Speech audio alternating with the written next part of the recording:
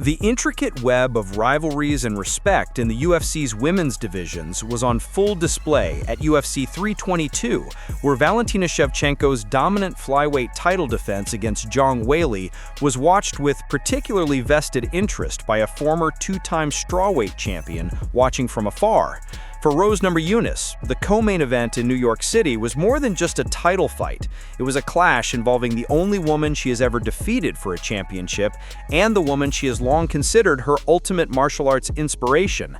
As Shevchenko systematically dismantled Weili, preventing the Chinese star from becoming a two-division champion, Namajunas, who herself is navigating a new path at 125 pounds, was observing the action through a unique lens. Not only did the outcome directly impact her own future in the flyweight division, but it also involved a former rival, Weili, whom Namajunas beat not once, but twice to claim and defend the 115-pound strap. In the aftermath of Shevchenko's victory, Thug Rose took to Instagram not to gloat over her former opponent's loss, but to pay a heartfelt and deeply personal tribute to the victorious champion. "I'm still so happy for Bullet Valentina's victory. She's still my favorite fighter," Namajunas wrote, beginning a post that revealed a profound admiration that transcends typical competitive respect. She highlighted Shevchenko's selfless character, noting, "She never makes it about herself. The first thing she did was dedicated the belt to her coach. She doesn't glory in herself or care to be idolized. She just loves martial arts to the fullest." This wasn't just a fan's praise, it was the acknowledgement of a mentor's influence.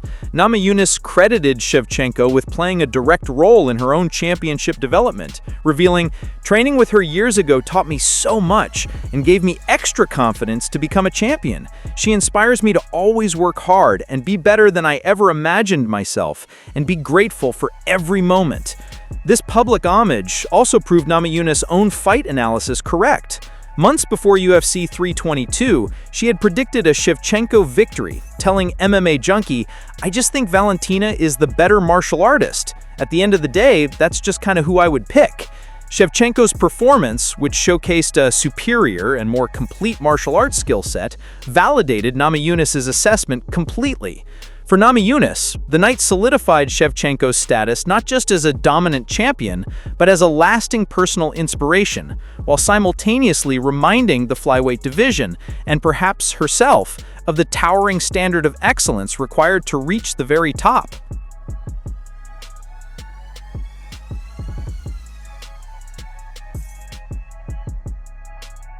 The seismic shift in the UFC welterweight division, caused by Islam Makhachev's dominant capture of the title, has sparked a frantic reshuffling of the contender queue, and at the center of the most intriguing what-if scenario sits the undefeated and ominously quiet Shavkat Rakhmonov.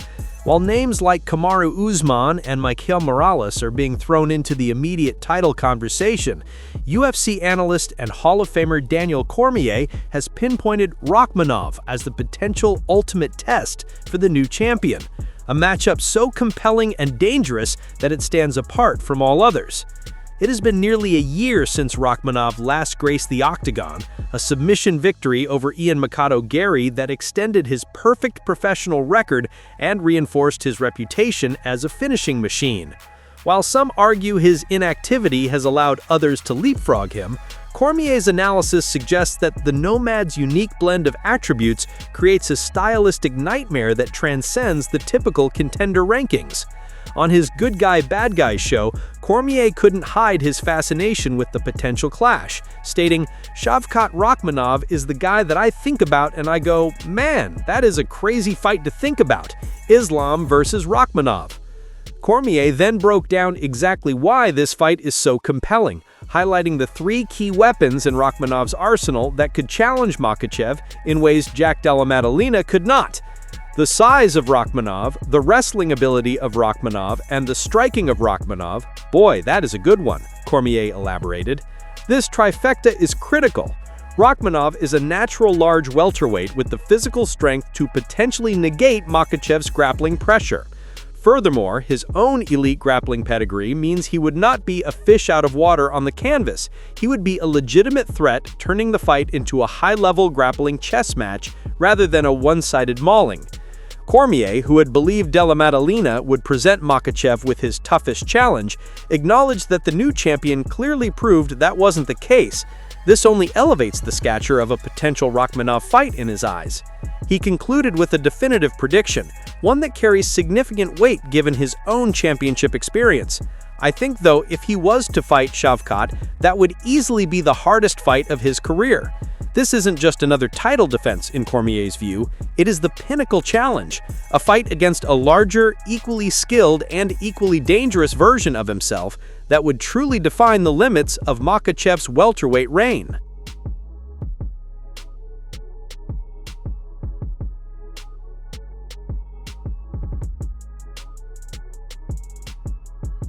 The simmering rivalry between Paddy Pimblett and Ilia Topuria, a feud years in the making, has now reached a boiling point of professional frustration for the baddie. With the lightweight title freshly around Topuria's waist, Pimblett finds himself in the agonizing position of being a top-5 contender with a ready-made, story-rich championship opportunity dangling just in front of him, yet the official confirmation remains stubbornly out of reach. This delay has left the outspoken Brit increasingly irked as he watches the UFC's new Paramount era approach without a clear picture of his place in it. The logic, from Pimblett's perspective, is undeniable. Me and Topuria's got the storyline built, it's all there, he argued in an interview with JN Media, his exasperation palpable.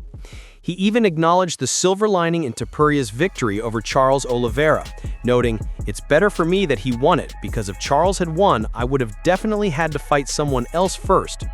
In Pimblett's view, the stars have aligned perfectly. He is riding the momentum of his own devastating knockout victory over Michael Chandler, and he is now linked to a champion with whom he shares a deep, personal, and physically manifested history. The entire promotional package is pre-assembled, requiring only a date and a venue. "I don't know why it's not already announced and made and written in a contract," he lamented. "We'll see what happens in the next few weeks." This isn't a rivalry born of simple competitive tension, it's a grudge with roots that dig deep into national pride and personal insult. The animosity first ignited online years ago when Pimblett, during a spat with another Georgian fighter, made a deeply offensive comment, writing, "Lad, how stupid are these Georgians, man? No wonder the Russians terrorize their lives." This provoked Topuria, who fiercely identifies with his Georgian heritage despite living in Spain, and led to their first physical confrontation at a UFC London hotel, where Pimblett famously hurled a bottle of hand sanitizer at his rival. Since then, their animosity has been a constant, punctuated by intense face-offs, most notably a viral standoff in Las Vegas after Topuria captured the title. Despite this seemingly perfect storm of narrative and ranking, an obstacle remains. UFC CEO Dana White was notably unenthusiastic about their post-UFC 317 face-off, bluntly stating it wasn't the fight. This, coupled with the legitimate claims of a former champion and perennial contender like Justin Gaethje, has created a logjam of uncertainty. For Paddy Pimblett, the wait is more than just a scheduling delay. It is a test of patience for a fighter who believes he is holding the winning ticket to the biggest fight of his life, a clash steeped in real animosity that he is desperately hoping the promotion will finally cash.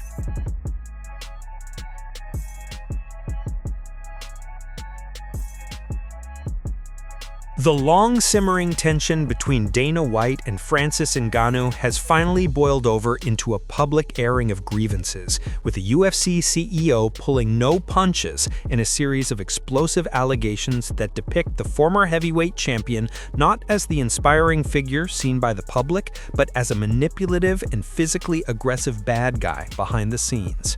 In a detailed and visceral account on the Flagrant podcast, White recounted multiple physical altercations and confrontations that he claims revealed Ngannou's true character, fundamentally reshaping the narrative of their fractured relationship. The most shocking revelation was White's claim of a physical confrontation in his own office, stemming from Ngannou's anger over not receiving a post-fight bonus. According to White, after a heated debate about why he was denied the $50,000 award, the situation escalated as he tried to end the conversation. The conversation's over and I'm starting to leave, and he grabs me by my shirt and pushes me back in my office, White stated. I said, dude, get your hands off me. I could see in this guy's face and in his eyes and the way he's acting who this guy really is. White further alleged that UFC's chief business officer, Hunter Campbell, suffered a similar experience, with Ngannou allegedly grabbing him by the back of his collar and pulled him back and said, "We're not done talking yet." These incidents form the core of White's damning assessment. This guy's not a good guy, he's a bad guy. White's disillusionment with Ngannou, he claims, began years earlier, before Ngannou's first title shot against Stipe Miocic in 2018. He painted a picture of an entitled fighter, prematurely confident of victory. So he's going in to fight Stipe Miocic in Boston, and he knows he's going to end Stipe. After a press conference, White alleged Ngannou approached him and demanded, "When this fight's over, you're going to book me a private plane to Paris." He said, "I'm not joking. You're going to book me a private plane to Paris." When Miocic then dominantly defeated Ngannou, White quipped, "That ended that whole conversation. I should have cut him that day." In fact, White admitted he later wanted to release Ngannou from his contract, but was cocked out of it by his matchmakers. He now believes he should have trusted his initial instinct, citing the adage, "When somebody shows you who they are, believe them." White also vehemently dismissed the notion that a language barrier contributed to any misunderstandings, asserting his English is great, no language barrier whatsoever. He plays the whole "I don't understand the language" and tries to come off that he's a nice guy. These revelations provide the starkest insight yet into the bitter divorce between the UFC and its former heavyweight king. For White, Ngannou's departure to the PFL was not a tragic loss of a generational talent, but a riddance of a problematic individual. He concluded with a scathing prediction about Ngannou's new promotional home. "I'm sure they wish they never signed him. I don't have to hear one word from any of those guys over there to know, because I know.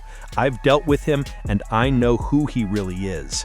This isn't just a story about contract disputes, it's a character assassination, an attempt to permanently recast the story of Francis Ngannou from one of an underdog hero to that of a villain in the UFC's history books.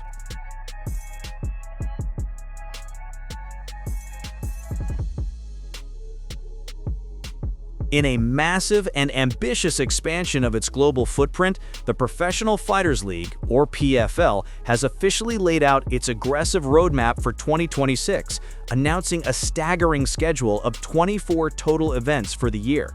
This bold plan signals the promotion's intent to solidify its position as a major player on the worldwide mixed martial arts stage, directly challenging the established market dominance of the UFC with a relentless globe-trotting calendar. The core of this strategy involves a dual-track approach. The promotion will stage 16 global events that will be broadcast on ESPN in the United States, ensuring a consistent presence for American audiences. Supplementing this will be 8 additional regional events, strategically split between the burgeoning markets of Africa and the MENA, or Middle East and Northern Africa region, a clear effort to cultivate a dedicated international fan base. While specific dates are still to be finalized, the PFL has revealed the locations and timing for its first 4 flagship events of 2026, offering a glimpse into its targeted expansion. February, Dubai, UAE. The PFL returns to a familiar and lucrative hub. The United Arab Emirates has become a cornerstone of the promotion's international strategy, recently hosting a card headlined by Usman Nurmagomedov's successful title defense. March, Madrid, Spain. In a significant move, the PFL will make its debut in Spain, a market that the UFC has also been actively targeting. This announcement places the PFL in direct competition for the hearts and minds of Spanish fight fans following BKFC's own recent entry into the country. March, Pittsburgh, Pennsylvania. The promotion will make its first ever foray into the Steel City. While Pittsburgh has a rich history of hosting UFC events, this marks a strategic expansion of the PFL's domestic reach, tapping into a passionate American fight market. April, Chicago, Illinois, USA. The schedule then brings a return to the established market of Chicago, a city that has previously hosted PFL events, reinforcing the promotion's commitment to major U.S. metropolitan areas. This announced schedule represents the most robust and geographically diverse slate of events in the PFL's history. By combining a strong domestic broadcast presence with a concerted push into new and emerging international territories, the promotion is making a powerful statement about its future. The battle for MMA supremacy in 2026 is set to be fought not just inside the cage, but across continents, as the PFL embarks on its most ambitious year yet.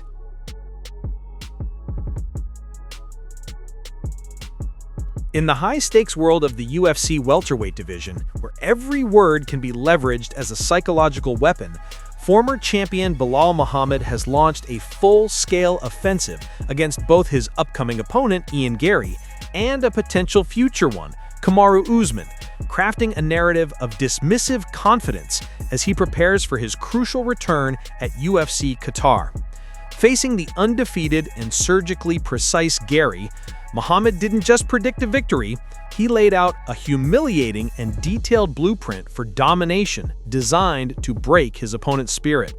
He envisions the fight as a systematic deconstruction of Garry's entire fighting identity. "I think Ian's going to try to run around the whole first round," Muhammad began, setting the stage for what he sees as an inevitable failure of Garry's stick-and-move strategy. But then, by the end of the first round, his little point jabbing is not going to work. What follows in Muhammad's forecast is a multi-stage plan meant to demonstrate utter superiority. First, he will impose his will in the area of Garry's greatest perceived weakness. Then I'm going to grab a hold of him, I'm going to take him down, but the true psychological warfare comes next. Instead of holding Garry down, Muhammad plans to let him back up just because I want to show him that I could take him down if I want to. This act of releasing a secured takedown is one of the ultimate displays of dominance in mixed martial arts, a way to strip an opponent of any confidence in their defensive skills. The final and most audacious part of Muhammad's plan is then to beat the standout striker at his own game. And then I'm going to outbox him. For me, it's finishing him on the feet and then reminding everybody who I am. This goal, to not just out-wrestle, but to knock out a striker of Garry's caliber, is a bold declaration meant to silence the critics who have defined him solely as a grinder and to re-establish his name at the very top of the division. Beyond the octagon, Muhammad also took aim at the burgeoning narrative that his former rival, Kamaru Usman, deserves the next title shot against the new champion, Islam Makhachev. Dismissing the idea as a creation of manager Ali Abdelaziz, who represents both fighters, Muhammad was brutally candid in his assessment of the Nigerian nightmare. He derisively referred to Usman as an old fart with no knees, and intimidated that Makhachev would only be interested in the fight as the easiest option. This sharp criticism highlights the contentious politics of the 170-pound title picture, where Muhammad, along with other rising contenders like Michael Morales and Carlos, views Usman's 1-4 record in his last 5 fights as disqualifying for an immediate title opportunity. As Fight Night in Qatar approaches, Belal Muhammad has masterfully positioned himself.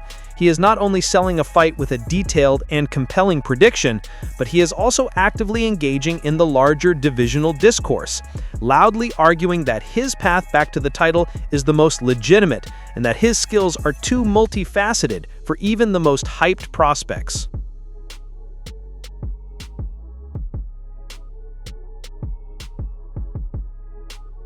The thrilling action and brutal knockouts that defined UFC 322 at Madison Square Garden have a tangible aftermath, one measured not in wins and losses, but in mandatory medical layoffs.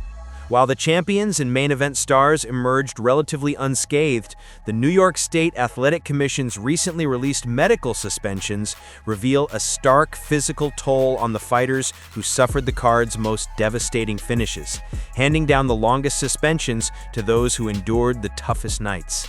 The most severe penalties, 90-day suspensions contingent on neurology clearance, were reserved for the athletes who were knocked out in the most emphatic fashion on the main card.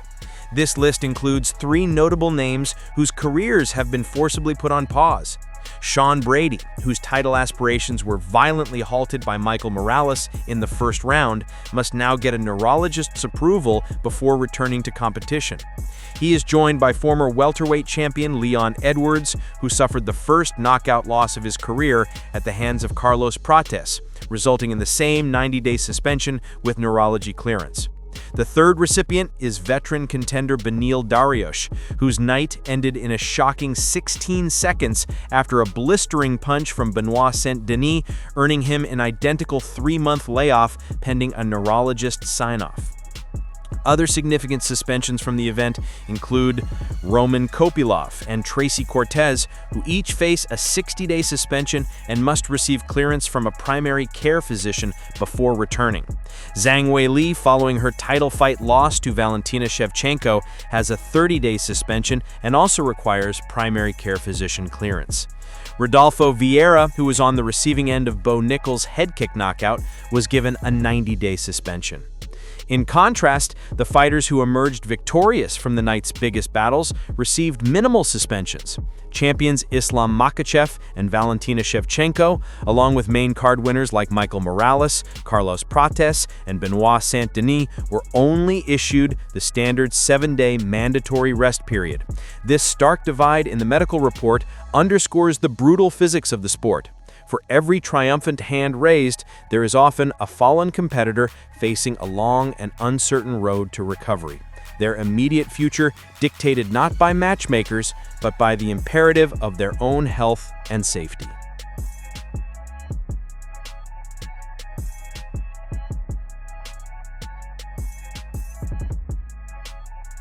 In the brutal, unforgiving world of the UFC welterweight division, where title aspirations can be shattered in a matter of seconds, Sean Brady is now facing the difficult task of rebuilding. His shot at the newly crowned champion, Islam Makhachev, seemed within reach, a logical next step on the path to gold, but that vision was violently erased last Saturday at UFC 322. In a stunning turn of events, the surging contender Michael Morales needed just over 2 minutes to unleash a devastating barrage of strikes, finishing Brady and abruptly halting the impressive win streak that had positioned him at the forefront of the title conversation. The loss represents more than just a mark in the defeat column.